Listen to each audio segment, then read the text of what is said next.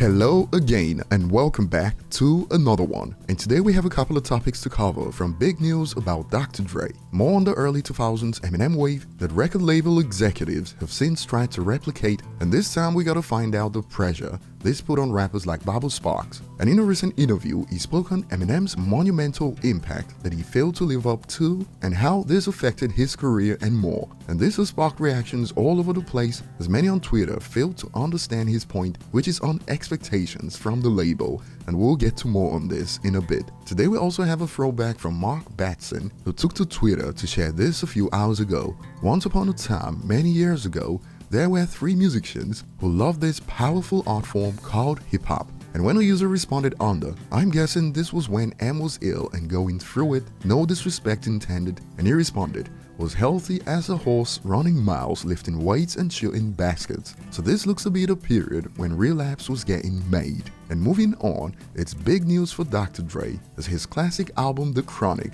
is back on streaming platforms like Spotify for instance, where it's had 345 million streams at this point. And while some were wondering on Reddit, now it looks so surreal to see 2023 as a release date. However, I'm so happy that Dre brought it back. I'm wondering if he had some quarrel with Snoop about the NFT stuff and decided to drop Chronic, or if it was just some leaker in his camp who wanted to serve fans a treat, which is less cool because that would mean it'll disappear in a couple of days. Well, via XXL report from Dr. Dre it goes, I am thrilled to bring the Chronic home to its original distribution partner Interscope Records, Dr. Dre said on the re-release, working alongside my longtime colleagues Steve Berman and John Janik to re-release the album and make it available to fans all over the world is a full circle moment for me, so it's not going away. And the number of streams didn't start all over again on Spotify, it picked up where it left off, but the NFT point was a recurrent one. I guess Snoop NFT crap failed,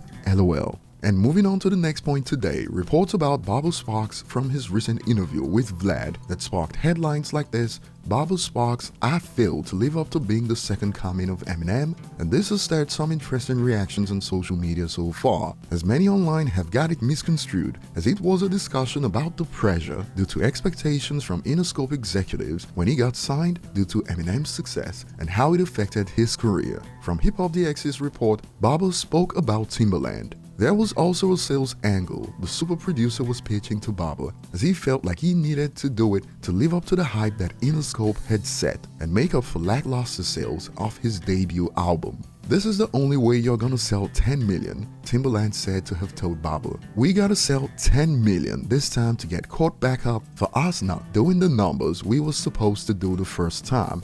Bubba continued, I had made mistakes the first time too, you know what I'm saying? I think everybody in the situation made mistakes. I think Interscope as a label took things for granted because of the success Eminem had, and they thought it was gonna come automatically for me. It just shows that the Twitter narrative about Eminem's success is not what it's made out to be. Bubba and Interscope executives had first-hand experience proving it takes much more than just skin shade to be commercially successful. This should be a no-brainer. But there's more, as Bubba also spoke about the differences between the Aftermath camp and them and why they made a mistake trying to emulate that. There were some areas where maybe I was stronger than him, but there were some areas where he was more experienced, Bubba said. First of all, he was older than me when he first came out. We was just two different human beings on a different journey. This is something that Tim and I have discussed too. Yeah, I failed to live up to being the second coming of Eminem. He failed to become the second coming of Dr. Dre in that situation. Even as far as getting caught up in that line of thinking of that's what we are competing with, or we are trying to match up with this standard of feeling like that was the pressure that was on us.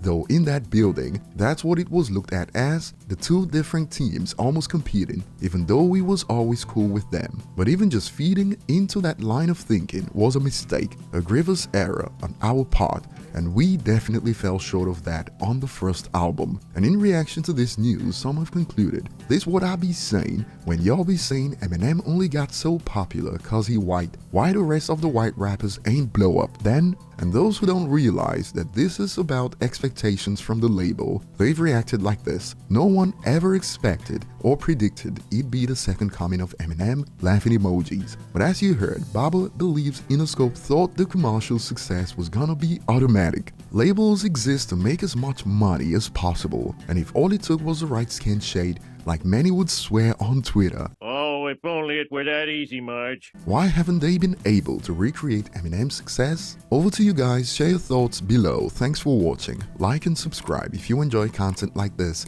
and see you on the next one.